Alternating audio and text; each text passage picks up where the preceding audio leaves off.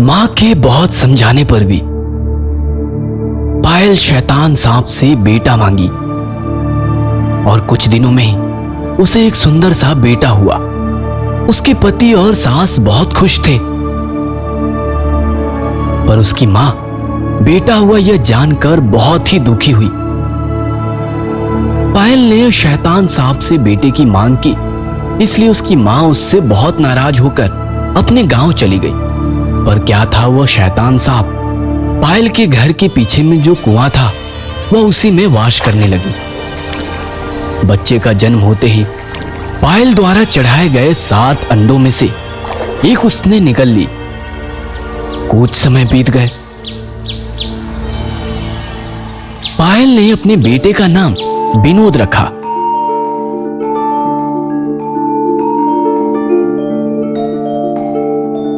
हर साल विनोद का जन्मदिन बड़े ही धूमधाम से मनाने लगे।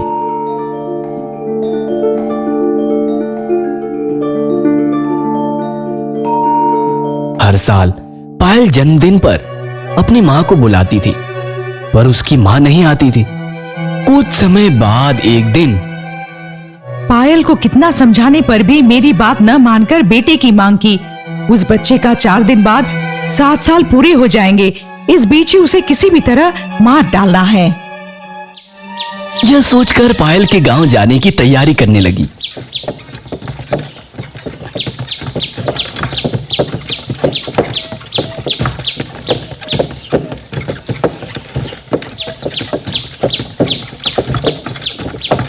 मां को आते देखकर पायल बहुत ही खुश हुई।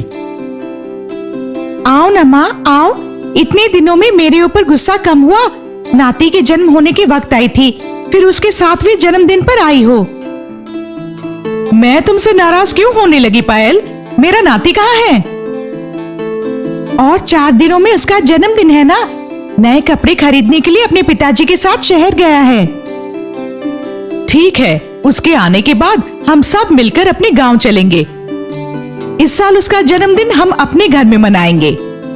ठीक है माँ, कल ही हम लोग चलते हैं।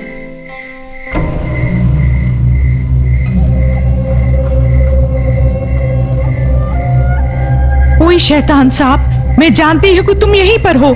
इस बार के लिए माफ करके छोड़ दो।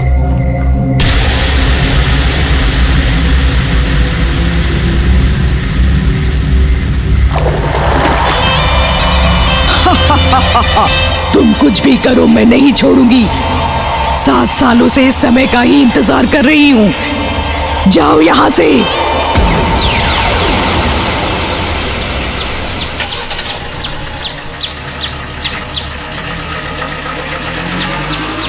अगले दिन वे जया के गांव पहुंची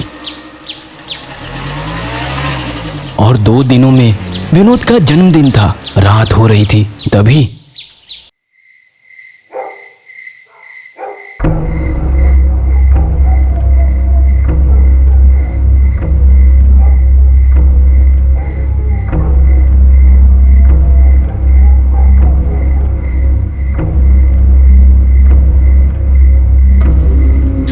कुछ भी करो, मैं नहीं छोड़ूंगी। 7 सालों से इस समय का ही इंतजार कर रही हूं। मैं नहीं छोड़ूंगी, मैं नहीं छोड़ूंगी। सिर्फ 2 दिन बाकी है। जैसे भी हो विनोद से छुटकारा पाना होगा। ऐसा सोचकर बिना आवाज किए गई और सोए हुए विनोद को गोद में उठाकर ले गई और गांव के कोने में एक कुएं में गिरा दी।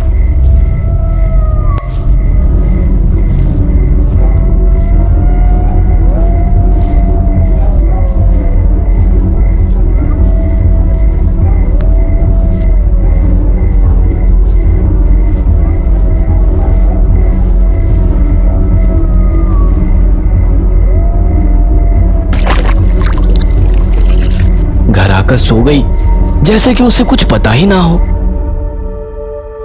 घर के सारे लोग विनोद को खोज रहे थे।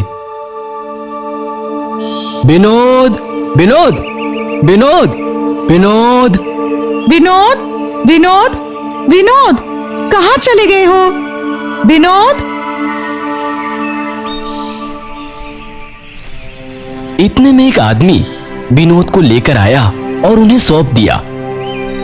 रात को जब मैं उस ओर से जा रहा था तो चिल्लाने की आवाज सुनाई दी। ये बच्चा कुएं से बचाओ बचाओ कहकर चिल्ला रहा था। मैं ही इसे बचाकर अपने घर ले गया। आपके इस सहायता को मैं जीवन भर नहीं भूलूंगा सर। लेकिन रात को तुम कुएं के पास क्या करने गए थे? पता नहीं माँ, मुझे याद नहीं है। कल अमावस्या थी ना, शायद कोई भूत वूत पकड़ा होगा। नजर उतार दीजिए, मैं जा रहा हूँ। बाबू का ख्याल रखिए।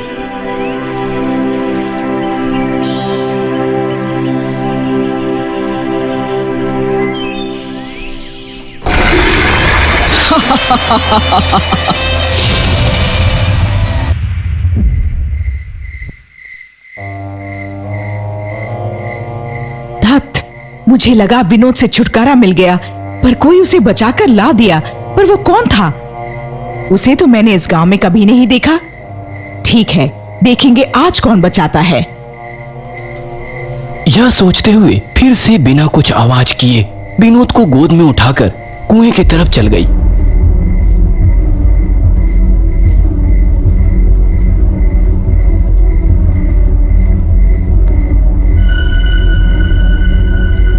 तभी शौर्य ठाकुर को कुछ आवाज सुनाई दी।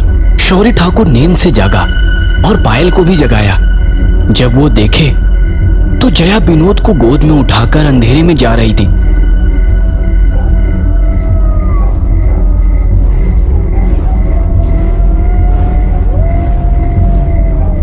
पायल और शौर्य ठाकुर उसका पीछा कर रहे थे। इस बात से अनजान विनोद को कुएं में गिराने ही वाली थी कि तभी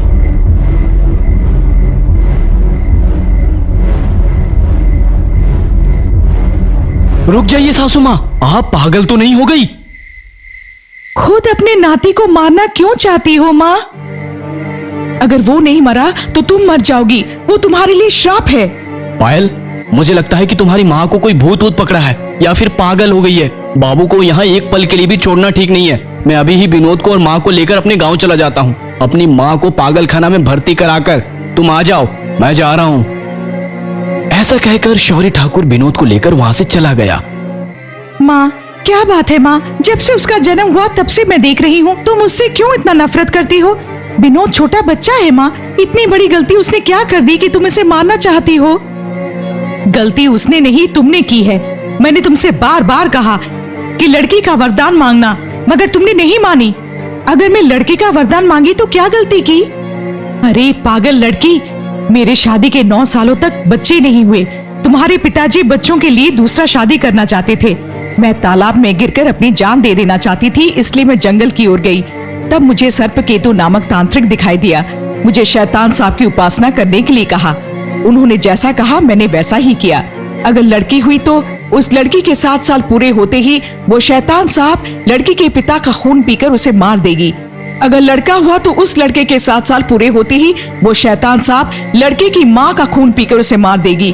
तुम्हारे पिताजी के ऊपर गुस्से से लड़की का वरदान मांगी। सर्पकेतु के कहे मुताबिक ही तुम्हारे 7वें जन्मदिन पर उस शैतान सांप ने तुम्हारे पिताजी को मार डाला।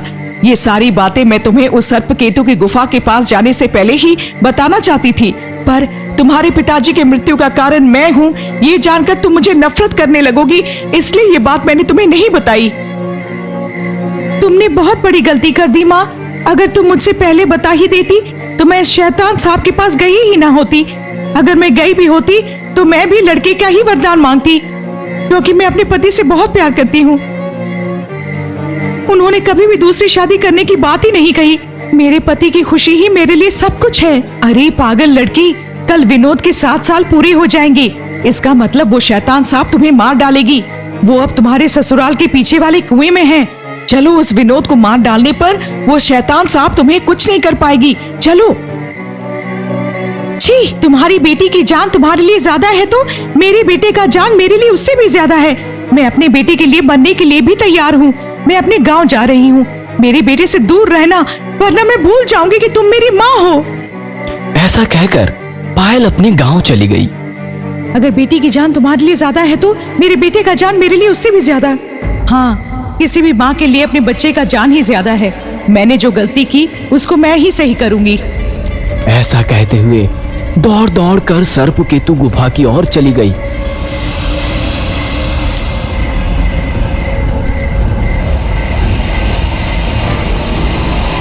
सर्पकेतु को सारी बातें बताई और किसी भी तरह अपनी बेटी को बचाने की प्रार्थना की। मैंने तभी ही पूछा था ना कि बच्चे की मांग करने के बाद जो परिणाम निकलता है उसके बारे में अपनी बेटी को बताई हो। जी स्वामी, मैंने गलती की है। पायल को कुछ बताए बिना ही आपके पास लेकर आई। कल सुबह होते ही बाबू के 7 साल पूरे हो जाएंगे, मतलब पायल को शैतान सांप मार डालेगी। किसी भी तरह आप ही मेरी बेटी को बचा सकते हैं। उसके लिए एक उपाय है। बताइए स्वामी, वो क्या है? पायल की माँ आप ही हो, इसलिए आप दोनों का खून एक है। पायल के बदले आप खुद की बलिदान दे सकती हो। वो अभी बाबू के 7 साल पूरे होने से पहले ही करना होगा। ठीक है स्वामी, मैंने जो गलती की उसके लिए खुद का बलिदान देना ही सही है। मेरी बेटी जीवित रहे। सर्पकेतु जया को शैतान सांप के बुलाने का मंत्र बताया और क्या करनी है ये सारी बातें बताया। जया उस अंधेरे में ही दौड़ दौड़ कर सांपों के पेड़ के पास पहुंची और उस मंत्र को कहने लगी। मृत्यु सर्प, माया सर्प, प्रेत सर्प, ओम अवाहयामि अवाहयामि अवाहयामि। क्यों मुझे बुलाई? माता शैतान सांप, मेरी गलती की वजह से मेरी बेटी की बलि चढ़ना मुझे पसंद नहीं है। मेरी बेटी का खून और मेरा खून एक ही है। मेरी बलि ले लो और मेरी बेटी को छोड़ दो। अगर तुम ऐसा बलिदान दोगी तो तुम्हारी आत्मा को मुक्ति नहीं मिलेगी। तुम भी एक काला सांप बनकर पेड़ से लटकती रहोगी, नरक यातना सहती रहोगी। बताओ, मंजूर है? मेरी वजह से मेरे पति की मृत्यु हो गई। मेरी बेटी बिना बाप की बड़ी हो गई। अब अगर मेरी बेटी की भी मृत्यु हो जाएगी तो मैं बर्दाश्त नहीं कर पाऊंगी। मैं अपनी बेटी के लिए कुछ भी करने के लिए तैयार हूँ। ठीक है, तुम्हारी मर्जी।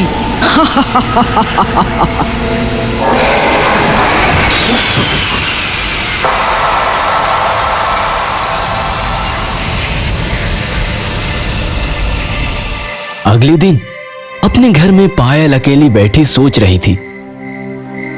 आज से मेरे बेटे का 7 साल हो जाएगा। इसका मतलब मेरा आज का दिन आखिरी दिन है। ऐसा सोचते हुए पीछे वाली कुएं के पास गई। माता शैतान सांप, कभी बच्चा ही नहीं होगा ऐसा सोचने वाली मुझे तुम्हारी कृपा से एक बहुत सुंदर बेटा हुआ। तुमने जो वरदान दिया उसके बदले में मैं तुम्हें अपना प्राण देने के लिए तैयार हूँ। जरूरत नहीं, तुम्हारे बदले तुम्हारी माँ अपने बलिदान देकर मुझसे तुम्हें बचाई है। जाओ, जाकर सुखी से जीवन बिताओ।